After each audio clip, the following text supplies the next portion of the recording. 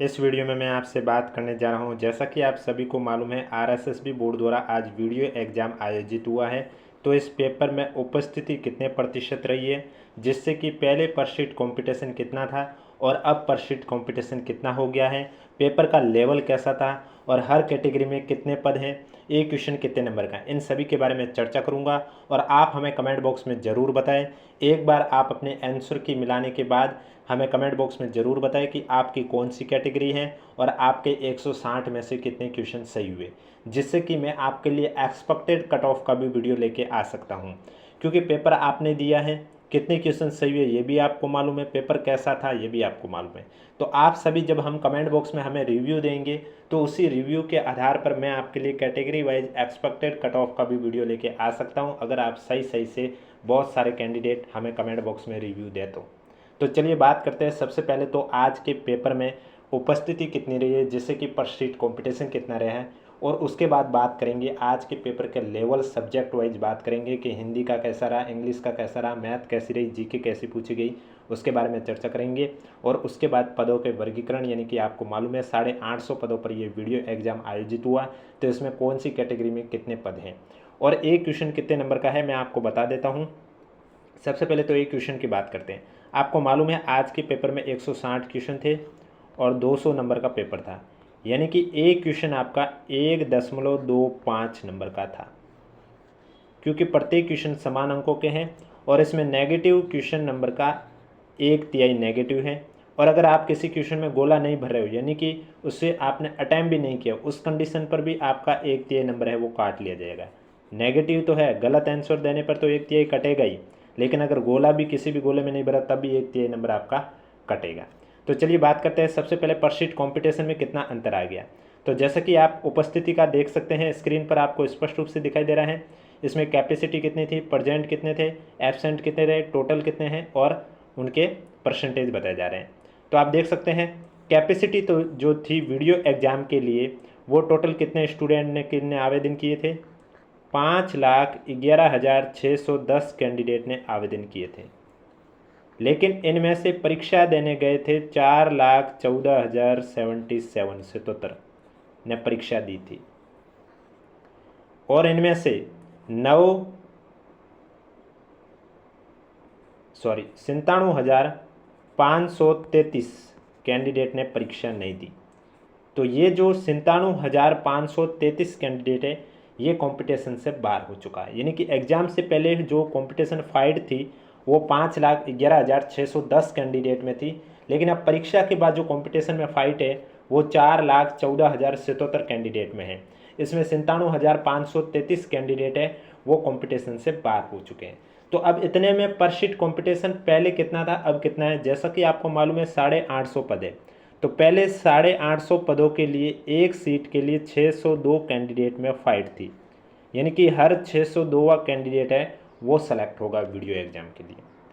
और अब जो कंपटीशन में फ़ाइट है वो घट गई है, क्योंकि 97,533 ने एग्ज़ाम नहीं दिया है, इस वजह से कंपटीशन घट गया है।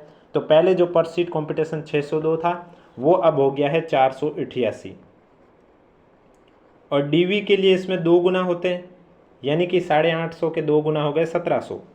तब डीवी के लिए जो पर सीट कॉम्पिटिशन है वो 244 कैंडिडेट पर सीट, यानी कि हर 244 कैंडिडेट का डीवी होगा और हर 488 कैंडिडेट वो सेलेक्ट होगा। ये तो आपका पर सीट कॉम्पिटिशन था, जो कि एग्ज़ाम से पहले कितना था और एग्ज़ाम के बाद अब कितना हो गया। अब बात करते हैं पहले आज के पेपर का लेवल कैसा रहा। तो जैसा कि आपको सभी को मालूम है, आज के पेपर में आपके मैथ भी पूछी गई है, इंग्लिश भी पूछी गई है, हिंदी भी पूछी गई है और जीके करंट अफेयर वो भी पूछे गए थे। आप कमेंट बॉक्स में जरूर कैटेगरी के साथ लिखें कितने क्वेश्चन 160 में से सही हुए, जिससे कि मैं आपके लिए इसी यूट्यूब चैनल पर एक्सपेक्टेड कट ऑफ का भी वीडियो आप सभी के एनालिसिस के आधार पर ही ला सकता हूं। अन्यथा ऐसे ही हवाबाजी करने का कोई मतलब नहीं। आप सभी सही सही रिव्यू देंगे तो हम आपके लिए एक्सपेक्टेड कट ऑफ का वीडियो जरूर लेके आएंगे। अगर आप रिव्यू नहीं देंगे तो हम फिर नहीं ला सकते हैं। इसलिए अगर अभी तक आपने चैनल सब्सक्राइब नहीं किया तो चैनल जरूर सब्सक्राइब करें। देखो आज के पेपर की मैं अगर बात करूं तो जीके का पेपर इजी था। जीके का जो पार्ट था आज के पेपर में वो इजी था। जीके से अधिकतर क्वेश्चन आपके PYQ से ही पूछे गए। और RSSB बोर्ड हर बार जीके में ज़्यादातर क्वेश्चन है वो PYQ से ही पूछता है। PYQ का मतलब कि प्रीवियस ईयर्स क्वेश्चन, जो कि पहले किसी न किसी भर्ती परीक्षा में पूछे जा चुके हैं, चाहे वो पटवार एग्जाम हो, 4th ग्रेड एग्जाम हो, LDC एग्जाम हो, स्टेनोग्राफ एग्जाम हो, CET एग्जाम हो, पशु परीक्षर हो, कोई भी एग्जाम हो, उन एग्जाम में पूछे गए क्वेश्चन होते हैं, उन्हीं में से क्वेश्चन बार बार आ रहे हैं। सभी PYQ से नहीं आए, कुछ तक PYQ से भी आए। और पेपर का जो जीके का पार्ट ईजी था, करंट अफेयर भी नॉर्मल थी, ज़्यादातर ऐसी कोई टफ नहीं थी, करंट अफेयर भी आपके ईजी पूछी गई थी। ये तो आपके जीके की पार्ट के बारे में बात की है। इंग्लिश का जो पार्ट था वो आपका मॉडरेट था, यानी कि इतना भी ईजी नहीं था। इंग्लिश अच्छा पेपर था, मॉडरेट लेवल का था। हिंदी भी आपके ईजी आई है, ज़्यादातर PYQ से ही क्वेश्चन है। हिंदी भी कैसी थी? ईजी थी। कंप्यूटर भी अच्छी थी, ये कंप्यूटर भी सब्जेक्ट पूछी गई, वो भी अच्छी थी।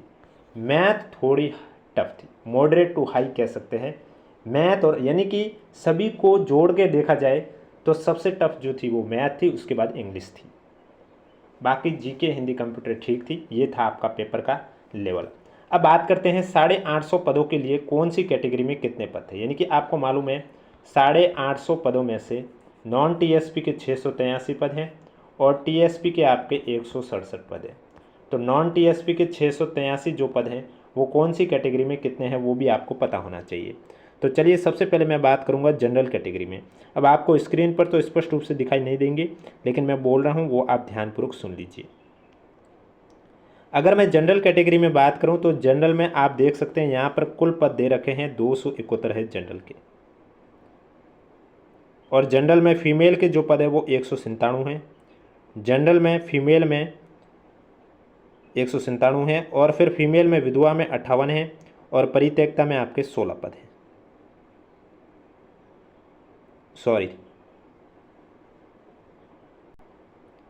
जनरल में टोटल 271 है, जिसमें से जनरल के 197 हैं। उसके बाद आपके फीमेल में जनरल में 58 हैं, फीमेल में विधवा के 16 हैं और परित्यक्ता के लिए 0 हैं। इसी तरह इसके बाद जो आपकी कैटेगरी आती है वो आती है पिछड़ा वर्ग। पिछड़ा वर्ग यानी कि OBC कैटेगरी। तो OBC कैटेगरी में आप देख सकते हैं जो जनरल के पद हैं वो टोटल आपके 123 हैं। कितने हैं? 123। इसमें से OBC के जनरल में 91 हैं, OBC फीमेल जनरल में 28 पद हैं, विधवा के 4 हैं और परित्यक्ता के 0 हैं। इसके बाद नेक्स्ट कैटेगरी जो आती है वो आती है MBC कैटेगरी। MBC कैटेगरी में टोटल 23 पद हैं, जिसमें से MBC कैटेगरी के जनरल में 22 पद हैं, फीमेल जनरल में 1 पद है, विधवा और परित्यक्ता में कोई भी पद नहीं है। इसके बाद आती है अनुसूचित जाति यानी कि SC कैटेगरी। तो SC कैटेगरी में आप देख सकते हैं टोटल 115 पद हैं, जिसमें से जनरल के 87 हैं, फीमेल में जनरल में 22 पद हैं, फीमेल में विधवा में 6 पद हैं, परित्यक्ता में कोई पद नहीं है। फिर आती है ST कैटेगरी। ST कैटेगरी में आप देख सकते हैं टोटल 92 पद है, जिसमें से जनरल के 70 पद हैं। उसके बाद आपके महिला जनरल में 18 पद हैं, विधवा के 4 पद हैं, परित्यक्ता के लिए कोई भी पद नहीं है। इसके बाद शहरिया में आते हैं तो शहरिया में आप देख सकते हैं कोई भी पद नहीं है। उसके बाद आपकी आती है EWS कैटेगरी। EWS कैटेगरी ही आती है आर्थिक रूप से पिछड़ा वर्ग की। तो यहाँ आप देख सकते हैं EWS कैटेगरी की बात करें तो टोटल इसमें 59 पद है, जिसमें से जनरल के 51 पद है, सामने महिला में सामने के 7 पद हैं, विधवा का 1 पद है और परित्यक्ता के 0 पद है। इस तरह आप देख सकते हैं टोटल आपके जो पद है वो कितने हैं, नॉन TSP के 683 पद। अब इसमें अगर मैं हॉरिजेंटल रिजर्वेशन की बात करूं तो वो भी आप एक बार देख लीजिए कौन सी कैटेगरी में कितने पद हैं। तो हॉरिजेंटल रिजर्वेशन में भी आप स्पष्ट रूप से देख सकते हैं दृष्टिबाधित के लिए अलग अलग दे रखे हैं, जैसे कि दृष्टिबाधित के लिए हैं आपके 18 पद, श्रवण बाधित के लिए आपके 16 पद हैं।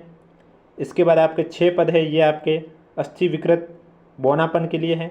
और अब भूतपूर्व सैनिक की बात करें तो भूतपूर्व सैनिक में आप देख सकते हैं जनरल कैटेगरी में आपके 25 पद हैं, SC कैटेगरी में 9 पद हैं, ST कैटेगरी में 6 पद हैं, OBC कैटेगरी में 9 पद हैं। MBC और EWS में बात करें तो MBC में 0 पद हैं, EWS में 1 पद हैं और उत्कृष्ट खिलाड़ी में आपके 4 पद हैं। तो ये तो थे आपके नॉन TSP में पदों का वर्गीकरण। अब बात करने जा रहा हूँ TSP की, लेकिन उससे पहले कमेंट बॉक्स में हमें ज़रूर बताएं आपके कितने क्वेश्चन सही हुए, जैसे कि मैं आपके लिए एक्सपेक्टेड कट ऑफ पर भी वीडियो लेके आ सकता हूँ। तो टीएसपी की बात करें,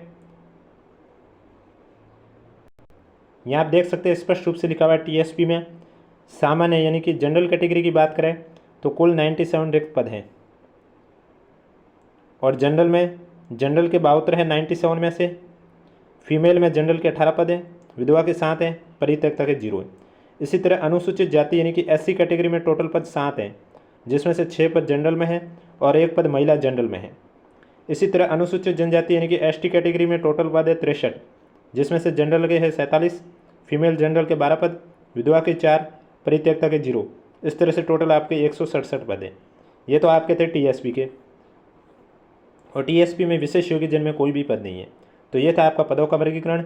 वीडियो पसंद आए तो वीडियो को लाइक कीजिए, चैनल जरूर सब्सक्राइब कीजिए, क्योंकि मैंने आपको बता दिया है कि पर सीट कॉम्पिटिशन कितना है, एक क्वेश्चन कितने नंबर का है, और इसके अलावा आपका पेपर का लेवल कितना है वो बता दिया है। आप कमेंट बॉक्स में हमें ज़रूर बताएं कि आपके कितने क्वेश्चन सही हो रहे हैं, और अगर आपने भी ये गलती कर दी है आज के पेपर में, क्या गलती कर दी है, क्वेश्चन 160 थे, एक बार अपनी ओमर शीट जरूर चेक कर लें, कहीं ऐसा ना हो कि आपने भी 16 से ज़्यादा ऐसे क्वेश्चन है जिसमें एक भी गोला नहीं किया है।